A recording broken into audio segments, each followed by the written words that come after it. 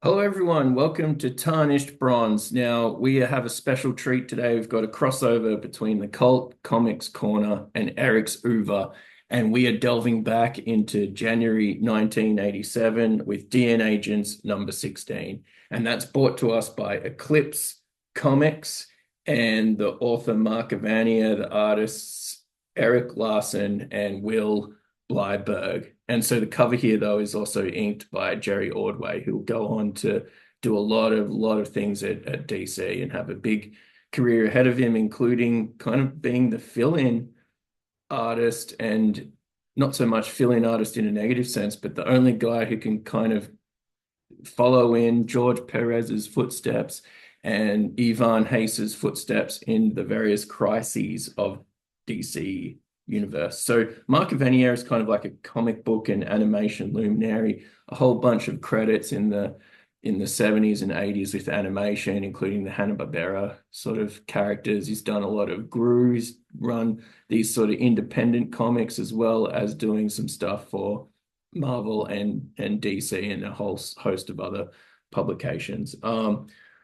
Will Blyburg is a prolific inker and artist for DC Comics in particular and other comic companies in general, but just has done a lot of things. And Mark Evanier, through his connections, has actually got a lot of DC heavy hitters to do some DNAgents work. So in addition to Jerry Ordway and Willie Blyburg, there's also the people who are illustrating Justice League of America. So we've got the Hobergs and the Chuck Pattons and so on and so forth. So just kind of, working that contact book to get some artists. The cover here has our sort of power comic-y bricks and our two main figures. And you can just tell from this, just Erik Larsen is going to be good for a beatdown, if nothing else. And at this early level, this early stage of his career, he's really just honing in on that great sort of compositions that he'll become known for. Eclipse Comics. It seems to be one of what I'm going to call the following five. So in addition to Marvel and DC, and I just coined that phrase, I hope you heard it here first, the following five publishers would be First, Comico, Pacific, Illumination, and Eclipse. And so they're hot on the heels of Marvel and DC. They've got a lot of color books, a lot of black and whites. They're not necessarily part of the black and white explosion. They're part of this sort of pre-Image Comics, pre-Dark Horse, pre-Valiant world of alternative publishing. And they're not alternative publishers in the sense that they're cottage industry owner-operated Mirage. So I think maybe in this stage, Mirage might outsell all of the following five, but they're basically a publishing house for the creative team of the Teenage Mutant Ninja Turtles. Image will largely be the publishing banner for the creative owned works of Erik Larsen and Todd McFarlane and Jim Lee and Mark Silvestri and Jim Valentino and Whilce Portacio. And I think I'm missing one, which will hit me in the head like a ton of bricks in about a minute or so. Yeah, I think I'm missing one. Anyway, these Eclipse Comics in particular, they had Alan Moore's Watchmen. First Comics had Howard Chaykin's American Flag. Pacifico had some of the British invasion of other artists. I think Brian Talbot played a big role there. Illumination Comics had Hero Alliance, and that's a series that maybe we should be getting into here on the channel. And yeah, I think there was also Sable, and Comico had Matt Wagner's Hero, or was it Mage? It might have been Mage, and they also had Grendel as well. So there's a few of these companies had some big sort of productions that they were doing. Now, for January 1987, we just need to keep in mind that this is one or two, like maybe 1 to 2 years ahead of Erik Larsen on Doom Patrol, maybe 2 to 3 years ahead of him being on Punisher, and maybe 3 to 4 years ahead of him being on Amazing Spider-Man. Now, in 6 years' time, Erik Larsen would be one of the Magnificent Seven to form Image Comics, and then he would obviously have a cartoon within 10 years. So that's pretty astonishing when we're doing our Eclipse Comics DNAgents here. And so the DNAgents, essentially it's like 30 odd issues spread across two series, and then there is a spin-off as well that a lot of the backstory was happening in with one of the characters, Rainbow, who is the woman who's kind of like a Jean Grey telepath sort of thing. And I mentioned the X-Men because this is a lot like the X-Men. So if the X-Men have mutant powers, well, the DNAgents are genetically engineered humans, and they're hated and feared by some of these generals. It's kind of like a cross between how Hulk, Thunderbolt Ross dislikes the Hulk. Well, that's these sort of pure humanists first groups that are basically out to get the DNAgents. And the DNAgents themselves have been having a bit of an identity crisis over the last half a dozen issues or so. And they're very unaware of their place, not only in society, but with each other as well. And they're kind of like, some of them are feeling like repudiating their powers. So that will get into a little bit into the story as well. Now, our villain here, he's kind of like a William Stryker. He wants to show up the DNAgents as being an abomination. They're not worthy of life. They need to be destroyed. And he's going to do it by this character with the lovely coiffed hair here. He's going to do it by training up and by doing amazing sort of physiological things to this character called Stonewall. So think Dolph Lundgren in one of the Rocky movies, Rocky 4, I think. So they're training up Dolph, or they're training up Stonewall to be this person who can put the kibosh onto this DNAgents team. And to do that, they've basically kidnapped Tank's girlfriend, who he left in a sort of a kind of emotionally distressing personal moment for himself. I think, yeah, we've spent 4 or 5 issues of his kind of turmoil with his own identity, how he feels about being a DNAgent, a manufactured human. And so his girlfriend is he basically bailed on her, but she has been captured by this bad general's kind of army in order to teach the DNAgents a lesson, and he's going to film them being destroyed by his main character, Stonewall, who's in the rather fetching tank top here. So our first page then, really, really strong. You can kind of tell that Erik is putting a lot of effort into these pages. This might be one of his first professional work, I think, was DNAgents number 13. And indeed, Mark Evanier, when he introduces Erik Larsen as the penciler, Erik Larsen prior to this maybe did 4 or 5 issues of various AC Comics titles. So AC Comics is famous for Femforce. And so just from the name, you can kind of tell it's good girl art. And in a rather peculiar move, Evanier eviscerates Erik Larsen's art on these, which I find a bizarre way of trying to endear a new teammate to your team. So I don't know if Erik has ever responded to that. I'm sure he just took it as a slight on the material of those AC Comics, not so much a slight on his artwork. But it did come across as rather strange when I was reading the editorial comments here. And then there's some great calf work. I can't quite tell what leg is the left and what is the right based on the anatomy there, but nonetheless, this Stonewall guy is just getting real buffed at the behest of our mad general here. And great spread in the title page, Tank versus Stonewall. I think the only problem is that the guy on the right is Tank and the guy on the left is Stonewall. I would have changed the lettering then to be correct, but anyway, we still have a great splash page. Once again, Tank, our hero, is all hooked up to his monitoring devices and so on and so forth as part of the DNAgents, whereas Stonewall is just basically just, pure man with his high-waisted jeans and his tank top that just about cover his nipples. So you can tell Larsen is already good at bringing heft to his characters, but he hasn't quite changing up the poses yet, but he'll get there.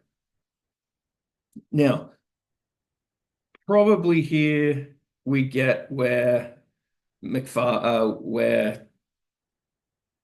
Erik Larsen is going to perfect his Eddie Brock look. So if we just read into Stonewall being Eddie Brock, it makes a lot more sense. He's a very aggravated guy. He has made an alliance instead of Eddie Brock with Venom. Stonewall has made an alliance with this general who's roiding him up, training him up, and getting him to basically fight Tank, who is trying to infiltrate the compound because they have obviously captured his girlfriend. So yeah, great. This just screams Eddie Brock to me. Once again, I talked about heft before. You can feel the weight of these characters. They're toppling, and our Stonewall character is just so strong that, even this DNA agent, this manufactured human, when he takes a full swing at him, it barely registers the counter punch. Definitely you can feel that, and it's kind of struck off part of his armor there. So just really great sort of fight scene, changing the angles up, breaking down the tree stumps, great energy, great velocity, and great sort of physics involved. Kind of looks cool. Looks very of its day, but you could see this in a lot of the comics of the era, and it wouldn't kind of go amiss. And once again, great scenery making though. Erik Larsen is really doing his best to kind of fill the world. These aren't pinups. So some of the other image artists, Rob Liefeld is obviously the other seventh member of the big seven image people. So you can see that these aren't just a series of pinups.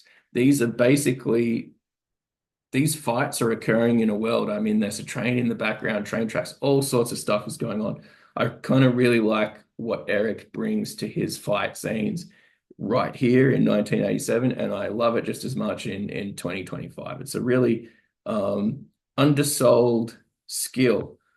But in addition to all of these fight scenes and rubble and so on and so forth, he does get the personal moments right. So we can see emotion on people's face. It's not quite there yet as far as the expressions and the thought patterns, but he is putting some effort into how he wants to convey these characters, their body language, their facial expressions.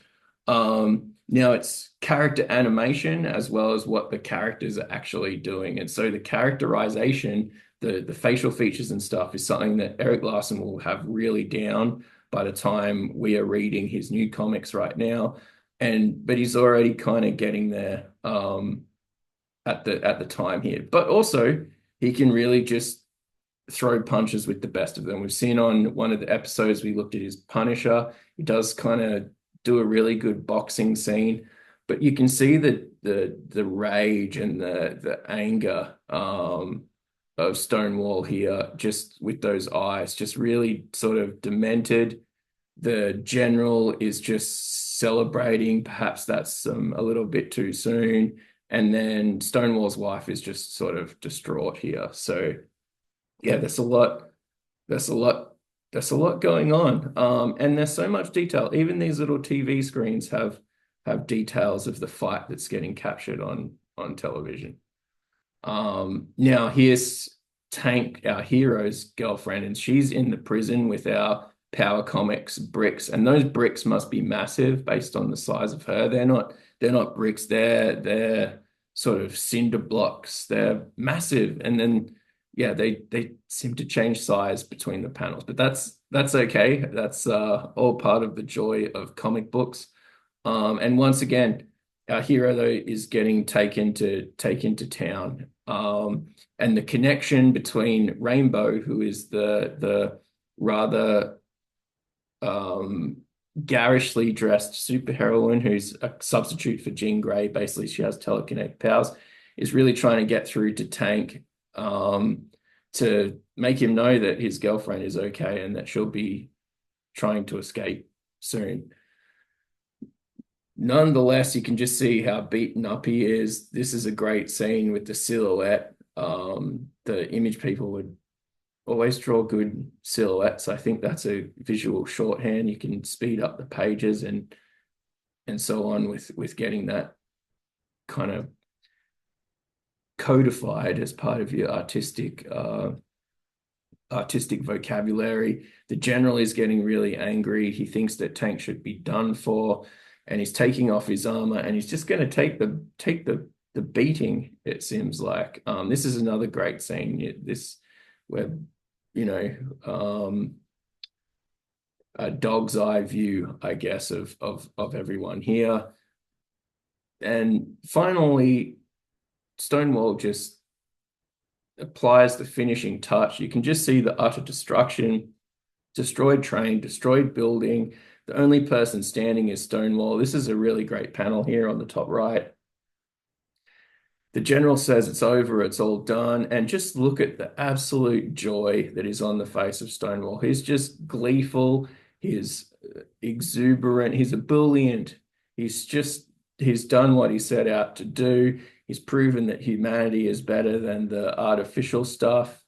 But that's not really what these filmographers that are in the employ of the general think. They just think that they saw an inhuman person beat up someone who was human. So in Stonewall just took away all of his humanity in order to become this monster to destroy Tank, and Tank showed his humanity. He was willing to take the blow for his loved ones. And so then this is another just great scene at the end, just how dejected the general is. He really failed to kind of get across what he wanted to do. So overall, this is a hell of an issue. I just think that we could probably get Erik Larsen in this era to pinch hit for John Byrne. This seems very Byrnean, all of the backgrounds, even this whole concept of the DNAgents seems like it would be refined and distilled and maybe conveyed a little bit better in John Byrne's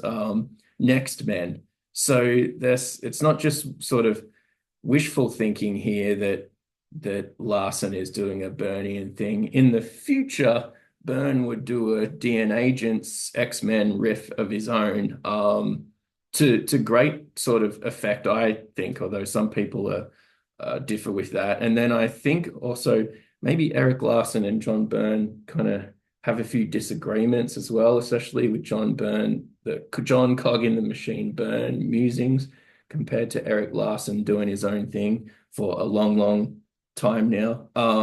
So I kind of think that it's a strange era where everyone was throwing something. Some of the things were sticking at the wall. Other things would come and go. Miracle Man, for example, from Eclipse would be a big seller. It would be critically acclaimed, but Eclipse would be gone by the 1990s, and we wouldn't see reprints of Miracle Man for a long, long time. DNAgents has a few odd trade paperbacks out there, but you can find all the old issues. Erik Larsen would go on to draw Amazing Spider-Man and move on and be much less beholden to sort of these apings of more established creators. But you can see it here. He does a really good job. And there's a lot of panels in these pages. You know, they're not shirking the work. And like I said, the DNAgents does seem to meander. This episode is the one that has the biggest narrative, so this is the one I've chosen to sort of highlight here. I do want to go and read the first few, especially this is the second series, the new DNAgents. I want to read the first few of the first volume just to see if that has more of an impetus to it, because it survived for over 30 issues, so it must have had some audience. And just from what I saw, it was a little bit meandering, although it was, because it was drawn by Erik, some beautiful meandering, and the issues beforehand also look beautiful as well with some of these Justice League of America guys. So hopefully you enjoyed this crossover issue or this crossover episode of Tarnished Bronze's Cult Comics Corner and Erik's Oeuvre. I've enjoyed just going back into this DNAgents thing, which I read for the first time this week. So hopefully you enjoyed it with me. If you like this stuff, like, follow, and subscribe, and we will see you in the next one.